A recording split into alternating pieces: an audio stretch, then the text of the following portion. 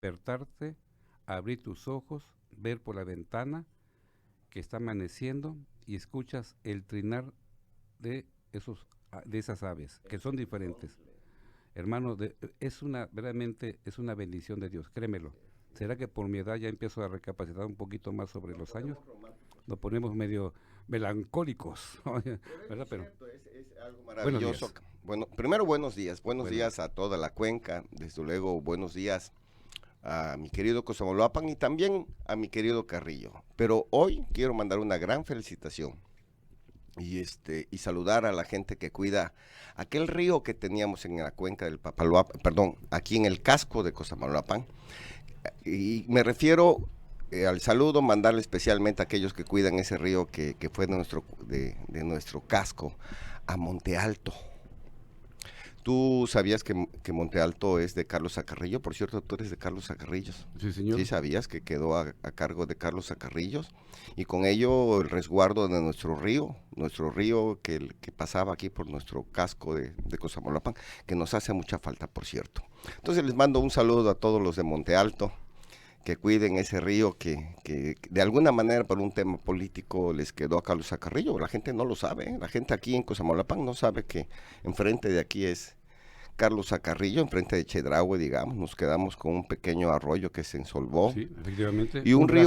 un río que ya no puede aprovechar nuestros jóvenes, nuestros pescadores, porque pues por alguna decisión política el Congreso se los dejó a Carlos Zacarrillo, pero ¿sabes qué? Pues les queda muy lejos, está enfrente de nosotros, no, yo creo que Claro. ese sería una buena. Pero bueno, saludos a todos. Yo, Claro. Y la grave contaminación también de ese río ha acabado con todo, ¿eh? Porque antes te podías ir a bañar el río. Ahora no te bañas y sale como con una rasquiña completamente en el cuerpo. no, pero estamos hablando del río grande que está allá, que pasaba aquí enfrente del casco de Cosamaloapan. Sí, Está divino. ¿Ha claro. sido? Hay mucha gente que no ha podido ir nunca porque está lejos, ¿no? Y los cosamoloapeños no podemos invertir en un bulevar como los que tiene Carrillos, pues porque ese río, de alguna manera, no sé por qué. No me Pero, diga usted de bulevar porque me pongo melancólico. sí, Porque aquí hubo un tiempo que iban a hacer un bulevar, del cual soñamos con ese bulevar y se quedó nada más en una quimera más de ese sueño. pero Pero en vamos, fin, vale bueno, la pena soñar y pensar que vamos a recuperar nuestro río. pero cuando no, ese sueño es interrumpido por la realidad, como que nos frustramos tantito. Hay que seguir Tan, tan. insistiendo. Bueno, Pero vamos a doctor, hablar de temas médicos, claro que Porfirio. sí, doctor. ¿Qué es lo que nos concierne? Mira, Doctor, a ver, permítame, vamos a tocar el tema. Me tocó un tema usted acerca de, me dice usted, una confusión en muchas ocasiones acerca de cierta sintomatología o terminología de la enfermedad. En este caso yo lo entendí así, por ejemplo, la colitis. Decimos colitis, pero ¿qué es la colitis? ¿Qué la provoca? ¿Cuáles son la sintomatología y hacia dónde va? Principalmente, porque no todo es colitis, de acuerdo a lo que usted me dice, puede existir otra sintomatología, otra enfermedad con esas y características. enfermedades frecuentes que simulan o que son encajonadas en este gran concepto, en este concepto genérico de colitis.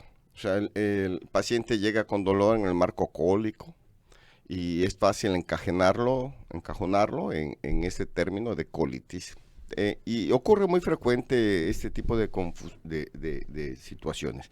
Pero yo quiero hablar de una patología muy común y que hemos estado dejando de lado y que a veces genera consecuencias o secuelas o complicaciones que terminan con la vida del paciente o con complicaciones serias que requieren hospitalización y a veces cirugías. Estamos hablando de una enfermedad común, muy común, y voy a tratar de explicarles cómo se da. Se llama diverticulosis. Y cuando se complica esta enfermedad, ya sea por inflamación, cambia su nombre a diverticulitis. ¿Qué significa esto? A ver, para poder tratar de entender, yo quiero que el auditorio se imagine la estructura de una llanta. De ese tubo lleno de aire, o esa estructura llena de aire, que son las llantas. Recuerden que antes las llantas, vamos a hablar del ejemplo de las llantas viejas, traían una cámara. Y aparte después de la cámara venía una cubierta de hilos, un trenzado de hilos que ahora son de metal. Cuando vemos una llanta vieja vemos cómo salen, o cuando se rompe una llanta, los hilos. Antes eran por cierto, de tela, ¿no? Eran hilos de nequén. De nequén, así es. Y luego de esa capa, que es la que le da la estructura y la firmeza a la llanta, está el caucho, que es lo que está en contacto con el pavimento, que se va desgastando.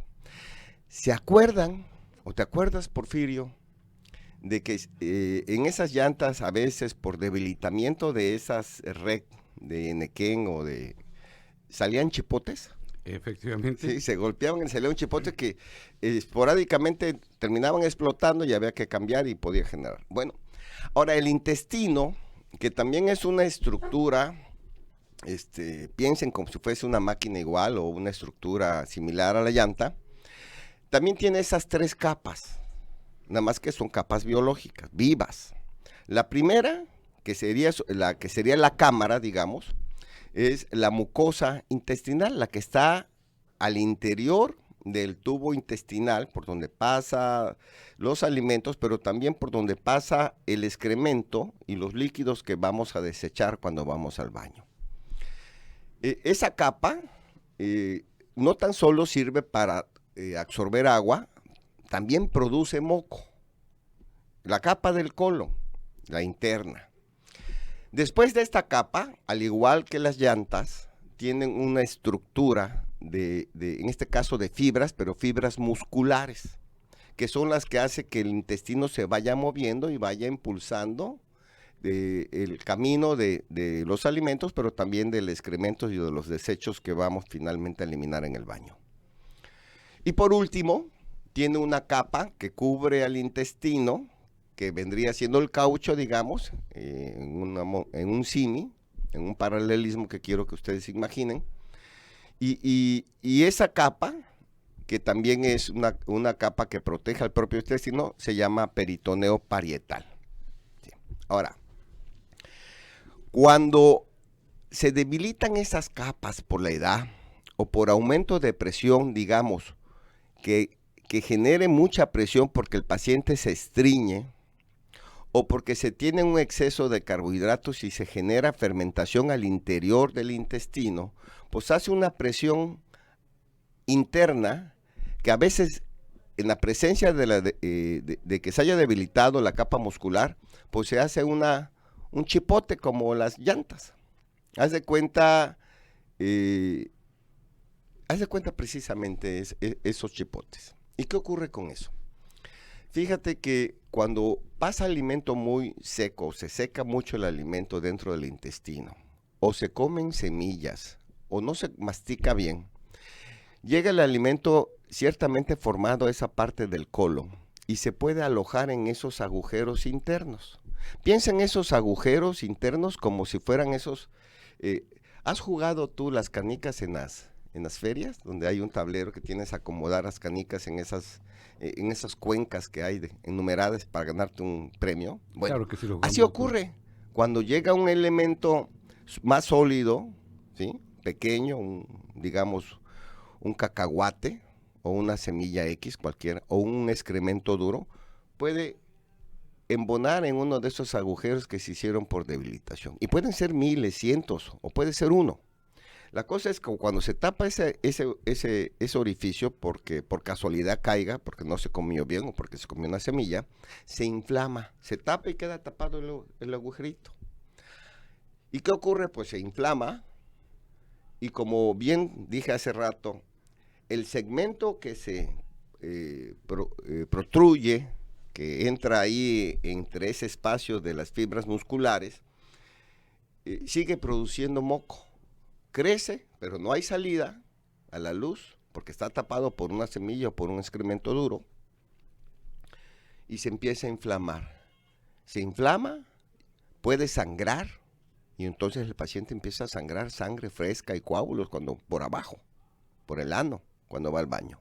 Y se puede, un sangrado importantísimo. Pero también se puede reventar, como la llanta, y generar una peritonitis, y si no se atiende, pues la muerte del paciente. Ahora, ¿por qué te digo que es fácil identificarlo? Primero, casi siempre es en el colon y del lado izquierdo. En algún momento le llamaron la apendicitis izquierda porque da sintomatologías similares. ¿Y qué sintomatologías? Es dolor, pero un dolor diferente. Fíjate, Porfirio, que al intestino lo puedes golpear, picar, cortar y no siente dolor, porque no tiene receptores del dolor de tacto ni de dolor. Lo puedes quemar, ¿sí? Cauterizar y no siente nada porque no tiene receptores térmicos. El intestino estamos hablando, el colon también. El colon solamente duele cuando se distiende, cuando hay gas o cuando hay presión interna, cuando se infla como un globo, porque sí tiene receptores, varoreceptores que registran la presión. Y ahí es donde se da el dolor cólico. La inflamación. La inflamación genera dolor en el intestino. Es el único dolor que puede percibir el aparato gastrointestinal, incluyendo la vesícula, el estómago, todo esto. No tiene receptores del dolor, pero la capa externa, lo que se llama el peritoneo, ahí sí que tiene diferentes receptores del dolor. El peritoneo es un gran aliado de los médicos porque nos avisa con el tipo de dolor. Esta capita que es como una cebolla que envuelve a todo el intestino, esta capita está muy, muy, muy vascularizada e inervada y da un dolor diferente. ¿Qué dolor? El dolor de irritación peritoneal. ¿Cómo es ese dolor? ¿Cómo podemos identificarlo? Es un dolor diferente al cólico. El cólico cuando te da, sientes que me distendió, me dio mucho cólico, tengo un gas atravesado, lo eliminas y se quita el dolor. Este no. Este dolor, característica, aparte que es un dolor muy exquisito, es un dolor característicamente que cuando lo aprietas duele, pero duele más cuando lo descomprimes y parece que una liga rebota. Fíjate, característicamente el paciente, cuando va en un carro y tiene datos de irritación peritoneal, este dolor del peritoneo, que no es del intestino, es por irritación del peritoneo y es derivado desde luego por una inflamación del colon, pero no es una colitis, ¿sí? Ese dolor, el paciente va en la camioneta brincando y lo va sintiendo, siente el rebote. Y así lo conocemos los médicos, el rebote. Esto es importante que los médicos lo identifiquen muy bien. El dolor de rebote o el dolor de datos de irritación peritoneal, ese dolor que cuando comprimes el abdomen, casi no duele cuando comprimes o puede doler, pero sobre todo cuando lo sueltas, ese llamado rebote es de datos de irritación peritoneal y es un dato de alarma. Y es cuando hay que pensar en otra patología que no es por distensión del colon. El colon no tiene datos, el intestino no puede dar datos de dolor como este. Doctor, ¿qué te provoca ese tipo de situaciones? Por eso, en el caso del divertículos, que son estas vejiguitas que se van presentando por la debilitación del músculo, como si fuera una llanta de carro en este caso, o de bicicleta, se van formando y cualquiera que se tape puede generar un proceso inflamatorio que irrita el peritoneo, que es la última capa donde tiene fuera del intestino, que cubre, y puede dar esto. Esto se puede perforar o puede dar sangrado. Requiere tratamiento sin lugar a dudas. Mira, Porfirio, más del 10% de la población presenta divertículos. Afortunadamente, solamente una pequeña porción en algún momento va a presentar una diverticulitis, o sea que se inflame esa vejiga que se forma en los intestinos, básicamente en el colon, por aumento de presión. Lo presentan los pacientes que se estreñen mucho o que generan mucho gas por fermentación en el intestino. Sí. Y andan permanentemente con el dolor de manera frecuente y los catalogan como colitis. ¿Es importante tratarlo? Sí. Entre más divertículos tenga un intestino, mayor riesgo es. Esto era muy frecuente que teníamos que operar a los pacientes y recortar el colon para quitar todos esos defectos. Hoy en día los protocolos han mejorado, los protocolos quieren decir los tratamientos han mejorado Y los combatimos casi siempre con reposo intestinal, o sea, dejamos el paciente en ayuno un gran tiempo y les metemos antibióticos porque esa irritación que puede llegar a una perforación hacen accesos en el anterior que pueden incluso generar una peritonitis generalizada, en cuyo caso sí hay que operar. Afortunadamente solamente el 3% de esta población terminan en un quirófano y en una resección. Antes operábamos a todos porque no teníamos los aparatos para hacer un diagnóstico con precisión y ir dándole seguimiento. Evolucionan bien, pero no se quita la enfermedad, al menos que retiremos el intestino. Ahora, doctor, le preguntaré. He escuchado con atención, se vació la persona esa un sangrado intestinal, que se vacía y pierde la vida. Sí. ¿Llega el caso? Sí, en este caso es sangrado, fíjense muy bien, se llama cuando es derivado de un divertículo y como es de parte del intestino bajo, de la parte del segmento digestivo bajo, se llegan entre las complicaciones frecuentes es el sangrado de tubo digestivo bajo, es sangrado rojo, coágulos rojos, no negro como el sangrado de arriba que ya va digerido. Y sí, se vacían, hay que taparlos y hay que pasarle sangre.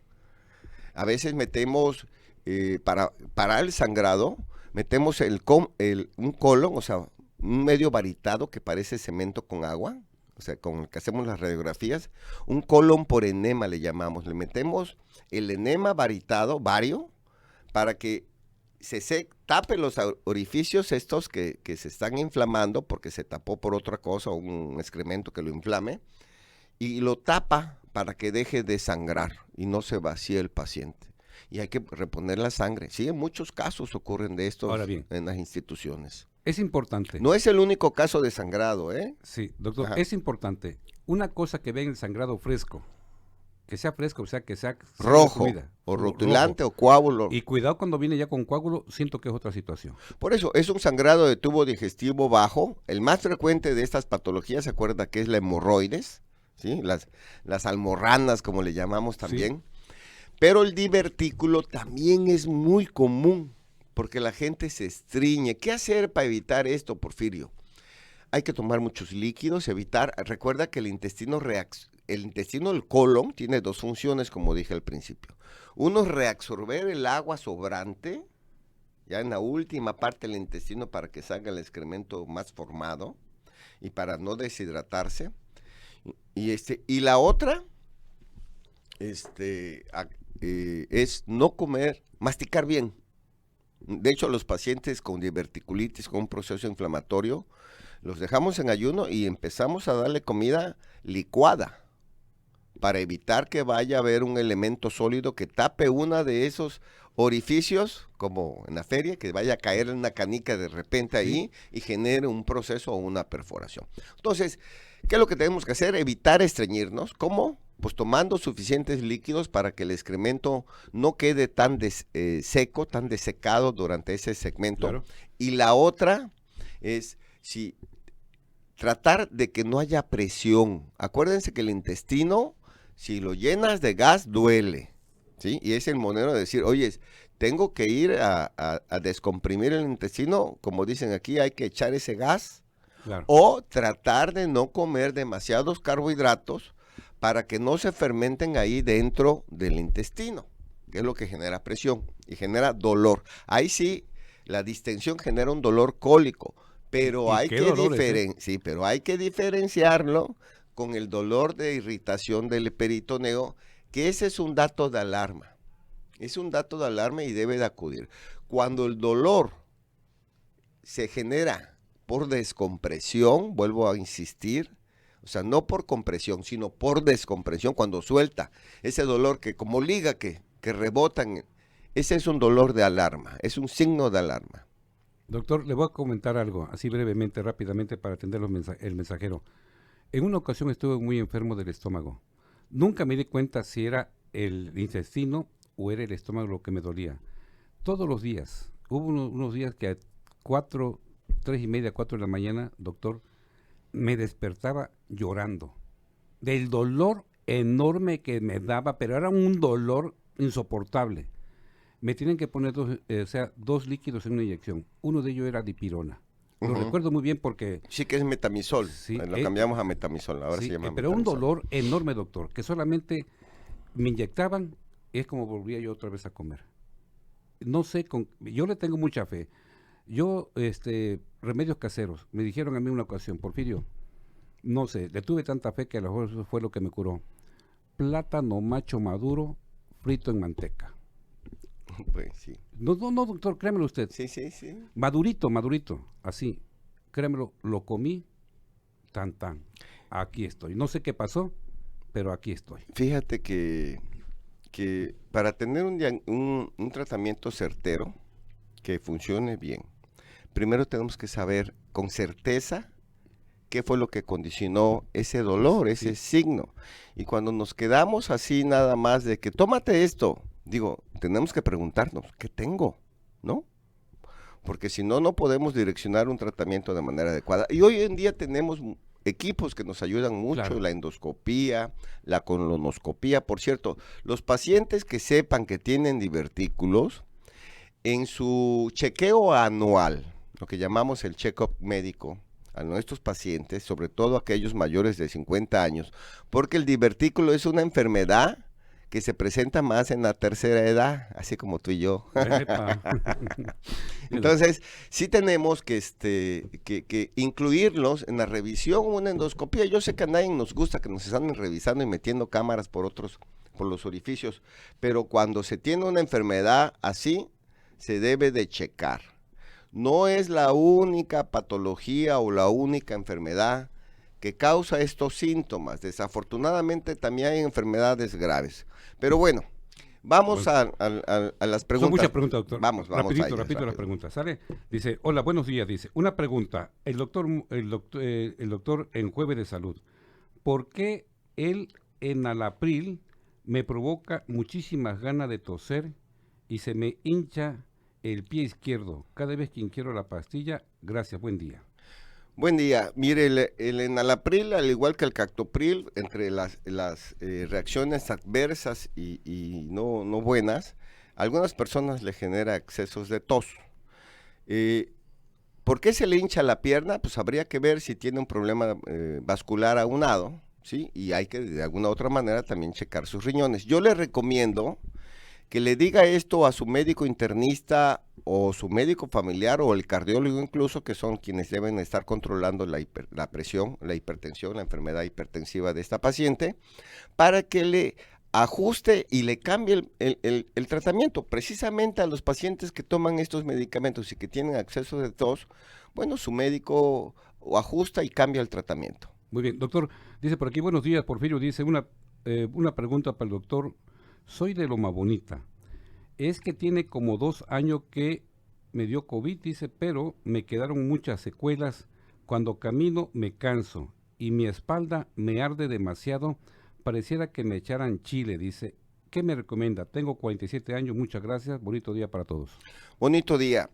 Efectivamente, Porfirio, estamos viendo una gran cantidad de secuelas tardías por el COVID que padecemos todos los que hemos padecido, algunos más, otros menos, pero diferentes.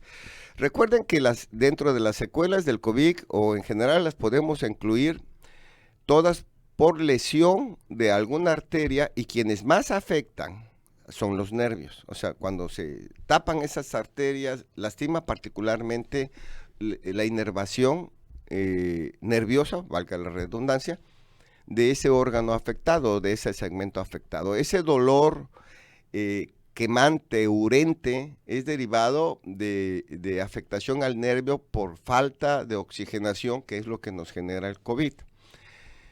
Lo que queda es, al primero agradecer que estamos vivos y que tenemos la oportunidad de rehabilitarnos. Hay que ir paso a paso forzando al cuerpo a que produzca más inervación vascular o generación de neovasos, como llamamos, ¿sí? Neoformación de nuevas arterias que puedan sustituir aquellas que se taparon durante el COVID. Ejercicios, líquidos, ventilación, poco a poco, paso a paso. Seguramente lo va a lograr y es importante para el dolorcito, ¿sí? Los dolorcitos, pues algún neuromodulador. ¿Cuáles son los neuromoduladores? Neuromoduladores, esos que hacen la transmisión más fácil. El primero que tuvimos fue la carbamazepina. De ahí apareció un derivado de él, más nuevo, que se llama la gabapentina, y tenemos la pregabalina, cualquiera de estos, incluyendo los derivados de la marihuana, ¿sí? Los cannabinoles que hoy se están ocupando como mejores neuromoduladores, que por cierto todavía está pendiente de la legislación por parte de México, pero que ya mucha gente lo está usando, ¿sí? Sobre todo las gotas. Entonces, todas estas opciones tenemos para paliar ese daño y ese dolor. Muy bien. Doctor dice, buenos días, Porfirio dice, ¿algún teléfono para comunicarnos con el doctor Mora? Tienen que verlo personalmente, ¿de acuerdo? Porque, digo... el teléfono nos sirve para orientar, y con todo gusto los oriento por teléfono, pero la práctica médica implica tener enfrente al paciente y poderlo revisar. Muy bien. Dice, toma medicamentos para el corazón y me pregunta, ¿qué vitaminas puedo tomarme o inyectarse? Pues mire, se debe de adicionar las vitaminas que hagan falta al cuerpo. Tomar vitaminas o inyectarse vitaminas innecesariamente, pues son eliminarlas, pasarlas por el riñón y eliminarlas a través de la orina. El excedente de lo que no requiere el cuerpo. En esta temporada de calor, es riesgoso tomar muchos minerales o muchas vitaminas porque se deshidrata el cuerpo, reabsorbe el agua y esas vitaminas hacen piedras. Cuidado. Cuidado. En temporada de calor, si tiene la necesidad realmente de tomar vitaminas, pues tiene que adicionar muchísima agua para que no vaya a ser una piedra. Yo le recomiendo a esta persona que mejor se refugie en los alimentos sanos como las verduras verdes. Efectivamente. ¿Sí? Ya me estás enseñando bastante, dije yo.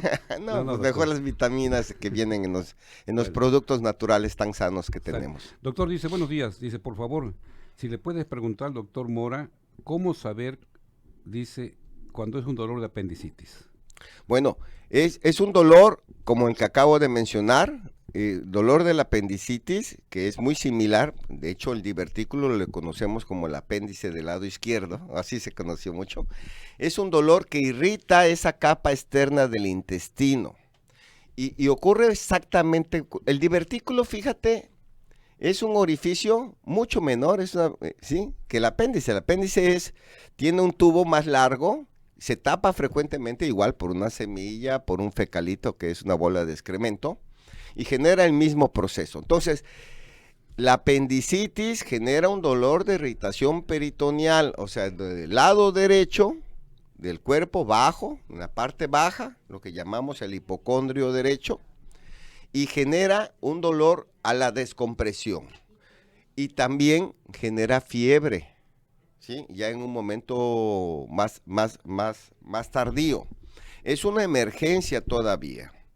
La apendicitis debe ser atendida de manera quirúrgica. El paciente que se sospecha de apendicitis no debe de tomar analgésicos hasta que lo vea el doctor, para que el doctor no se confunda y deje pasar una apendicitis que puede ser mortal y generar complicaciones. Muy bien, ahí está, muchas gracias, doctor. Dice, ¿qué hacer cuando... bueno, ya para el doctor Corazón, ese no. A ver, dice, buenos días, dice, una pregunta para el doctor Mora. Dice, hace años fui diagnosticado con miomas que tenían que operarme, pero al abrirme resulta que no había miomas y que solo tengo pegados la tripa gorda. Y el útero, dice, padezco estreñimiento. Me dijo el ginecólogo que no puedo operarme de ninguna cosa porque me puede dar peritonitis. Tengo 62 años. Buen día. Saludos al doctor Mora. Llama la atención que con 62 años pudiese tener todavía problemas de sangrado, ¿no? O una endometriosis, por lo que entendí, o sea que sangra por dentro y está todo pegostreado. Pero si es un tema de intestino, no lo tiene que ver el ginecólogo, lo tiene que ver un cirujano o un gastroenterólogo. No entiendo por qué le pueda dar una peritonitis, al menos que se perfore. Pregunta. Habrá que verlo, sí tendrá que ser algo más específico para que yo pueda dar una opinión con mayor certeza, ¿no? Muy bien, doctor, muchas gracias. Dice, buenos días, dice, me estreño mucho, tomo semifibra. dígame si es bueno. Sí, sí, desde luego la fibra ayuda a detener un poco el agua que se reabsorbe en el intestino. Es importantísimo tomar, ahí sí, todos los medios recomendados para que no nos estreñamos y no generemos, por ejemplo, divertículos o dolor. La fibra es buena, los enócidos que son más que medicamentos son ciruela pasa, básicamente, son pastillas hechas por la ciruela pasa, los enócidos, la fibra, el ciloplántago, pero nada de esto sustituye el agua, ¿eh? Necesita seguir tomando agua, procurar tener sus hábitos intestinales bien ajustados. Muy bien, casi nos vamos, doctor, ya nos vamos. Pues dice, sí. Buenos días, Porfirio, dice, oye, dice, una pregunta al doctor Mora, cuando una persona se gasifica mucho, ¿qué problema es? Se gasifica, bueno, recuerden que el gas en el intestino solamente ocurre por dos cosas. O se genera el gas adentro por fermentación de azúcar, fruta, carbohidratos, papa, todo lo que se fermenta, que como cuando se hace el alcohol burbujea, también el intestino, si está ese elemento mucho tiempo detenido, se fermenta y el gas se acumula en el intestino. Y la otra manera es que lo trague, que se llama aerofagia. ¿Sí? No hay otra manera de producción de gas adentro del intestino. Entonces, o está comiendo muchos carbohidratos o se está generando mucho gas adentro, o no se está moviendo bien el intestino. Problemas de movimiento. Yo le recomiendo ejercicio, dinámica, poco reposo y comer menos carbohidratos. Muy bien. Doctor, ya por último, dice, buenos días, Porfirio, dice, una pregunta para el doctor Mora. A mi esposa van varias ocasiones que cuando toma frío o come un raspado de inmediato, se le acalambran los dedos de los pies. Disculpe y gracias.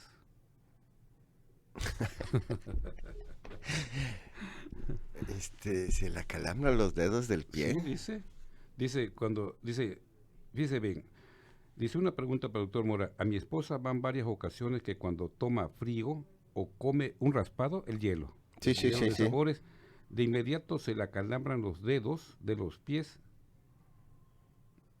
Mira, pues pensando en la fisiología, cuando uno toma, una área del cuerpo llega a tener menor temperatura, pues simplemente las arterias se cierran un poco, deja de pasar menos oxígeno, ves que se ponen moradas las personas, ¿no?, que presentan frío, y hay una redistribución de sangre para que el cuerpo pueda llevar mayor calor a esas zonas. El cerebro hace algunos cambios de circulación, pero pues se le deberían acalambrar los labios en todo caso, pero difícilmente los dedos del pie.